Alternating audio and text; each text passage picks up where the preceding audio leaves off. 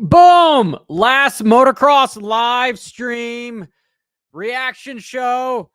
Besides the Super Motocross, it's going to have it, but that's like it's more Supercross than it is Motocross. Maybe Motocross of Nations and, of course, the World Supercross stuff. But no, I'm pumped. It's over. And a little surprised at who won. Not surprised that Deegan won the championship. He won that last weekend. But a little bit surprised that Sexton won because we all thought that Jet was going to be the main dude. And I believe there's some momentum shifting.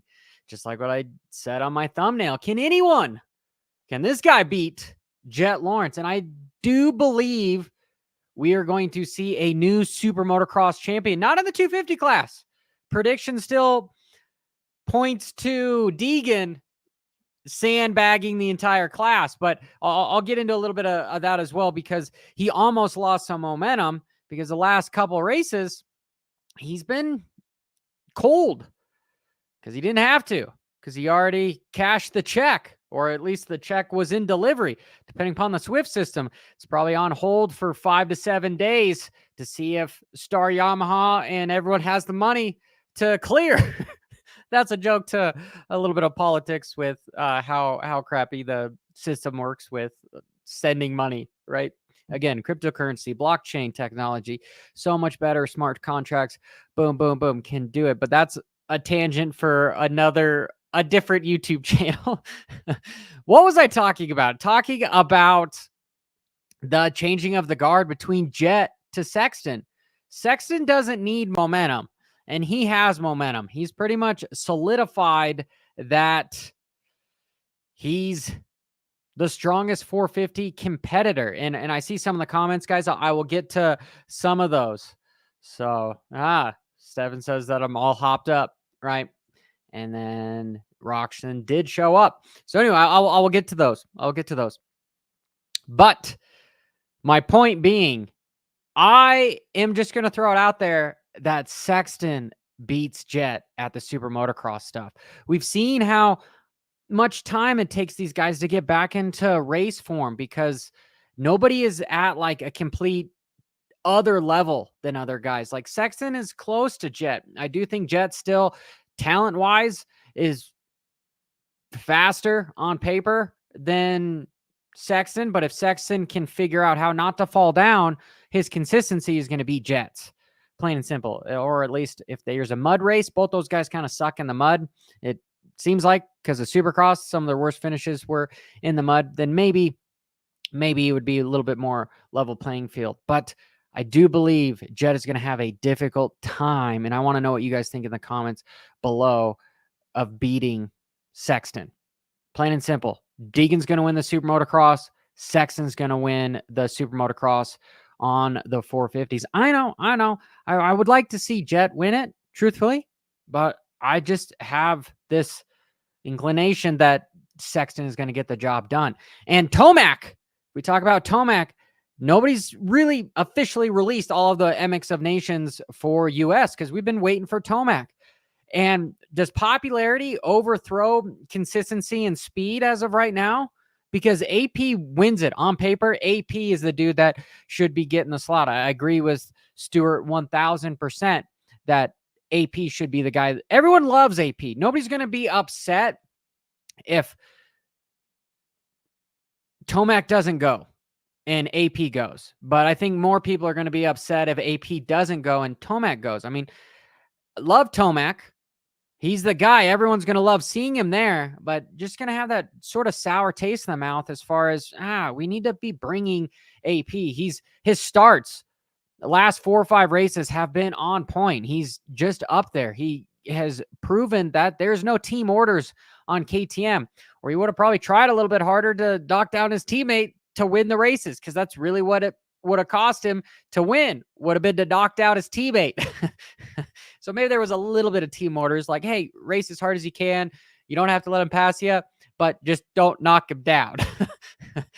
But AP, I believe, deserves it, right? And Jared, you believe he should be the guy that goes over there. But I will say that Tomac he's had 2 fourth place finishes in motos. He had one real bad one last weekend, second moto at Budds Creek. That was 11th. And then this time around, he goes 4-3 for third overall. That's the Tomac we want to see.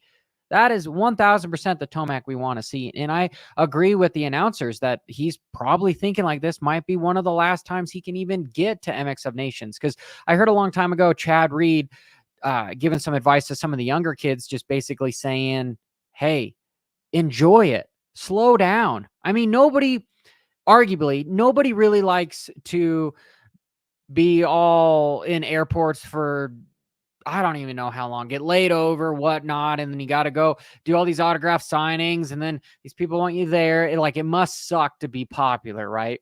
That's what myself, like the peasant in me, thinks about these guys. Like, oh my God, it must be so hard to be famous. But walking in their shoe, I mean, there's a saying, God, what is the saying?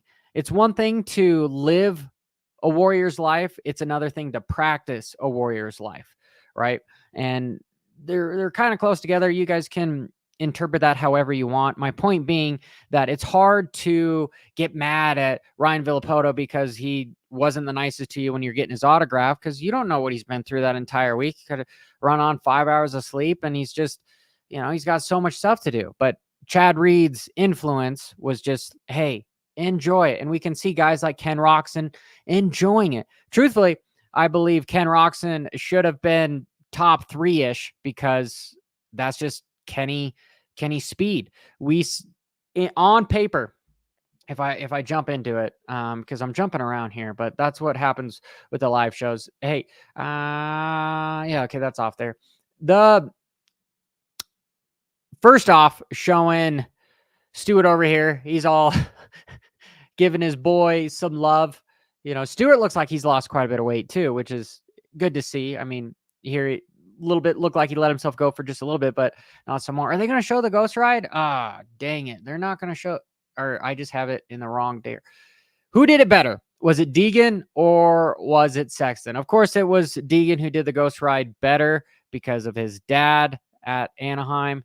He just had to do that, but that's pretty cool. But my point being, if I look up lap times, and I should already have this set up, so bear with me. Everybody's here. Writing a comment telling that Johnny's never prepared for anything. I'm actually late for an appointment this evening, but I'm live here with 123 people. So thanks, guys, for sharing this time with me and making me late. It's actually myself making late. That's lame of me to blame you guys, but qualifying times, Ken, but then live, right? That's got to zoom that sucker in. Ken Roczen, 2:12. And we have to look at the combined 450 times to see where that is as well. All right. And Eli Tomac, 2:14. So Kenny was 2 seconds a lap faster than Tomac on a Bar X Suzuki old 1999. That was the thing that really took me by surprise, was that Kenny was riding like a Bar X Suzuki. I mean, there's the team. They've got the parts for it, everything. That makes sense. The teams with Progressive, Twisted Tea, they could be talking to these guys like, hey, do you have any parts left or whatever, right? But truthfully, if Kenny had a little bit of a better bike, I do think that he would have had more of a run for his money with Tom Vial. And Tom Vial, my man, gets his first overall. Not how he wants it. Start to finish first moto, second moto starts, then goes backwards and gets fourth. And what I alluded to earlier in this live show, total of 9 minutes ago, was Deegan losing momentum, because last moto of Budds Creek kind of fell off. This first moto of motocross, yeah, it doesn't matter, of Ironman, that he was the fastest of almost anybody. Chase Sexton was a 2:10. Hunter Lawrence was a 2:11. He was a 2:11 and a half. When is that? That would be top 3 in the 450 class, which that has always confused me with how close these guys are in lap times. Yeah, you do know that they are staggered as far as A practice and B practice to then 450s A, B, sometimes C. However, when I've ridden a 450 to a 250, I've always been 2 to 3 seconds a lap faster on the 450 because the 250 is slow as shit. It's got 37 horsepower to it where the 450 has 47. But I guess if you have a factory star Yamaha that makes 55 horsepower and usable power, that is probably the best bike on the track because these 250s are fast. And maybe I will have that point being said because of look at Ken Roczen on a bike that personally, I don't think's near as good as his 450, but he was much faster than the likes of Tomac and almost AP in a good portion of the 450 guys. Yes, the track has so much to do. So realistically, we could just throw that example out the window because you'd have to have the variables be the same, like literally lap after lap, switch bikes kind of a deal. And it'd be hard to test for that. I'm sure they do it at the practice tracks, but at the national, you can't. But Deegan almost lost the momentum because he was letting guys beat him. And I say that because he was letting guys beat him. First moto fell down a couple times. Like, he doesn't need to win. Absolutely doesn't need to win. Doesn't need to hurt himself because he's got another $500,000 check that he's got to cash here in a month from now at the Super Motocross finales. But I'm guessing his dad probably did give him a little bit of a licking after that moto, being like, dude, come on, you got the #1 plate. You got the YouTube channel. You got the cojones. We see you doing the giant quads and finish line, whatever you call that, huge double, the sideways. What are not the traditional whips, but they're like the throwback whips that all the new school kids are doing now. Josh Hansen used to do them a lot. The turn down whips, those things. Sick. But he comes out swinging the second moto, and he's not doing the quad, not doing the giant jump, but he doesn't have to, because why risk it? And that's what I like to see from this kid, is he's starting to think a little bit more towards the future. It's not just this young and dumb and full of cum attitude, which honestly, we love to see that too, because as somebody that follows racing and all of us fans, we want to see drama. We want to see somebody go out there and leave it all on the line. But at the same time, you want to see a little bit more of like a Ken Roczen where you're learning, because Ken Roczen, dude, could you imagine what would have happened if he didn't break both of his arms? That dude would have the pedigree on paper that would last decades, but that just wasn't in the cards for him. So it's good to see Deegan slowing down to go fast, seeing the bigger picture on stuff. Dude's talking Apple products. Oh, because of my pen. Right? Because of my pen. Well, I have all my notes on my iPad.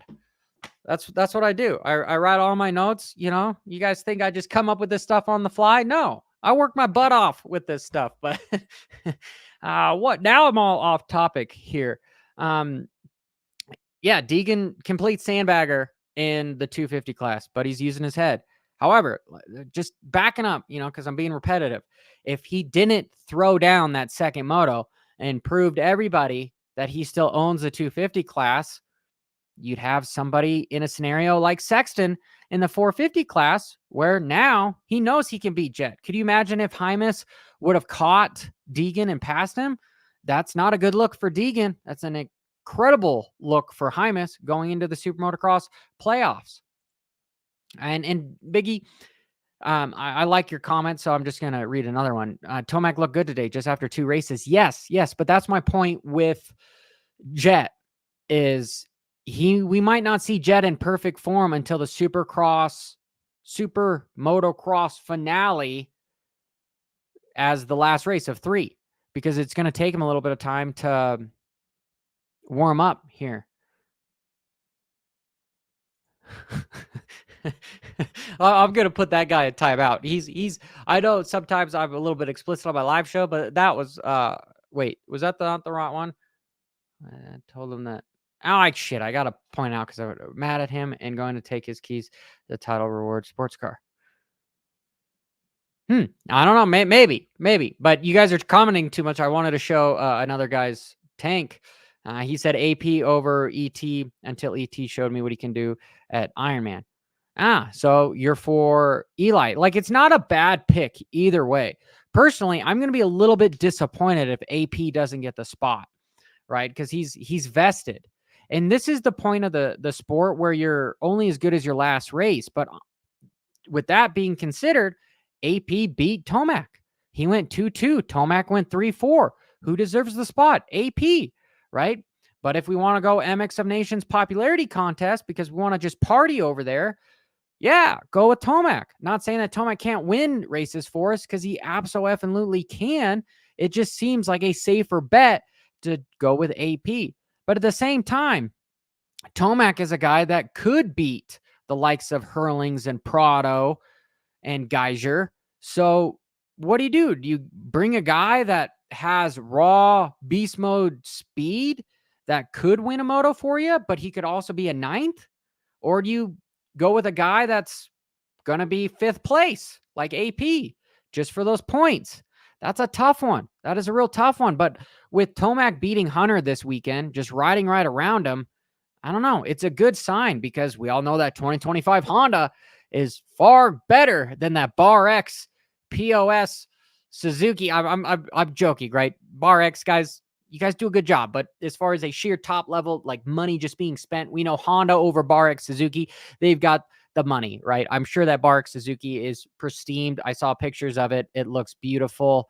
Gosh, what was some of them? I think I have some of them on here on the Instagram. Oh, that's the wrong one. I know I sent it to me where it just looked beautiful. Beautiful. Oh gosh. Yeah, okay.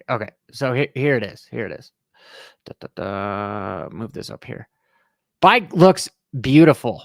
Absolutely beautiful. Again, there's the cheater tire. There's the scoop tire that everybody is running.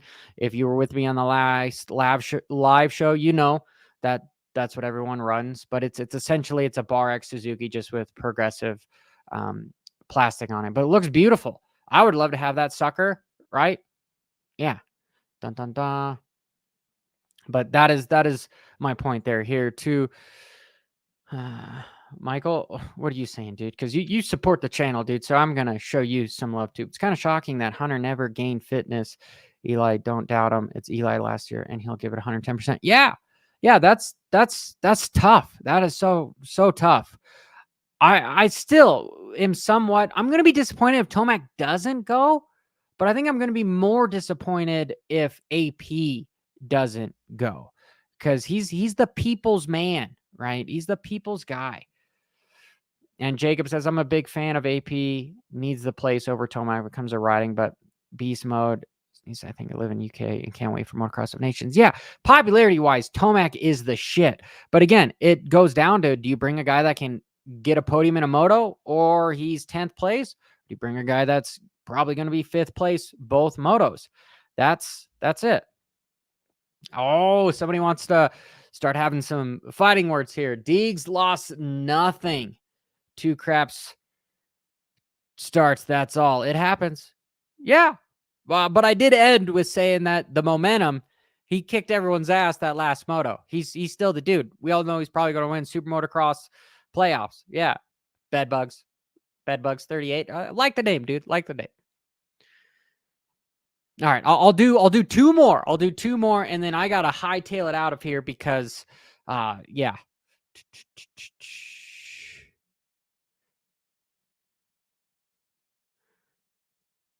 Here, maybe I'll just start posting some of them up here until I find one that I really want to answer. Okay, 450F GWM. I wonder if that's just your name, buddy. But Deegan has to go, and Tomac looks aggressive enough.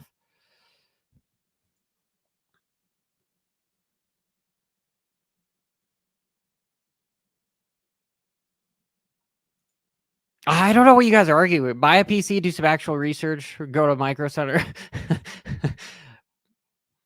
Oh, got some new comments. Yeah, dude. Hey, thanks for being a good sport, man. Appreciate you, bedbugs.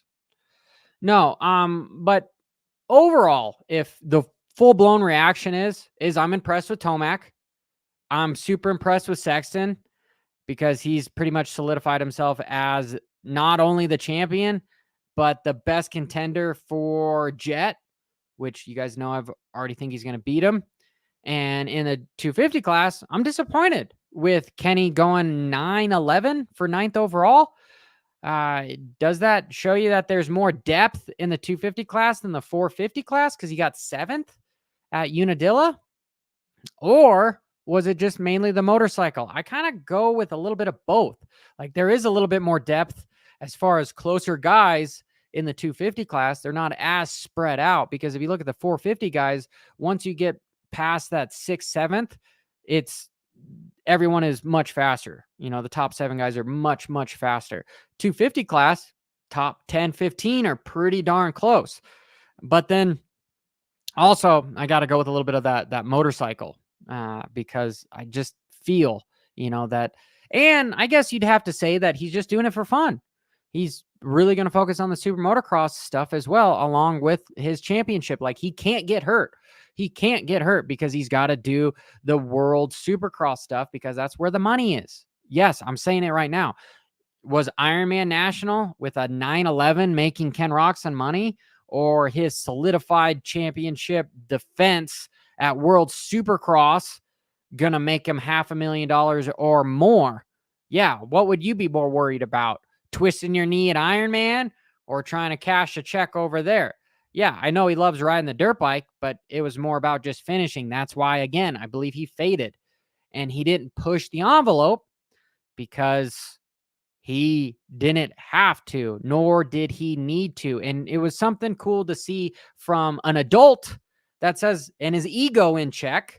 Here's a superstar of the sport that's been a superstar of the sport for 2 decades, who's basically like, yeah, I don't need to beat my rival, Levi Kitchen, even though that's been a fun deal because those guys are riding partners. Is it at the Sandbox or did the Sandbox close? I don't know. I need to ask some more people. Anyway, I digress. My point being, he didn't have to beat Deegan.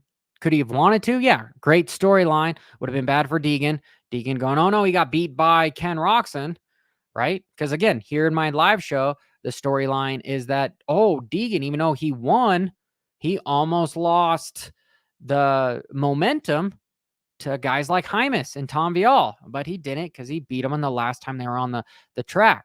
But it's cool to see Ken Roczen holding his ego in check, not feeling like he's as good as his last race, because that's a problem that a lot of guys in this sport get into.